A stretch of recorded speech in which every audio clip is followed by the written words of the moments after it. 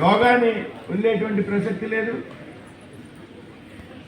ఏ పర్వదినాన్ని కూడా ప్రపంచంలో ఏ దేశంలో ఉన్నా కూడా ఈ దేశ సంస్కృతి సాంప్రదాయాలకే అనుగుణంగా ఆయన దినచర్య ఉంటుంది అనేటువంటి విషయాన్ని మనంతా కూడా గుర్తు తెచ్చుకోవాలి.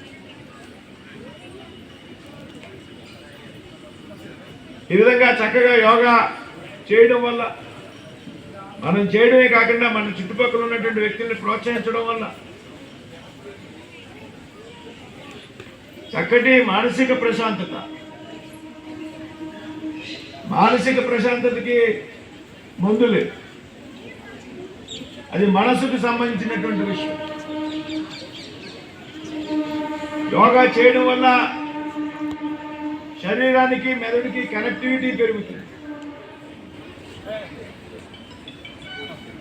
మానసిక ప్రశాంతత, చక్కటి శరీర దారుఢ్యం, ఆరోగ్యం సంరక్షించబడుతుంది. చక్కగా రోగ నిరోధక శక్తి పెరుగుతుంది. డాక్టర్స్ వద్దకు హాస్పిటల్ చుట్టూరు తిరగవలసినటువంటి పని ఉండదు. కానీ దీనికోసం మనం రోజు కనీసం ఉదయం అరగంట సమయం కేటాయిస్తే చాలు అనేటువంటి విషయం మనం గుర్తుపెట్టుకోవాలి. మన దినచర్యలో యోగా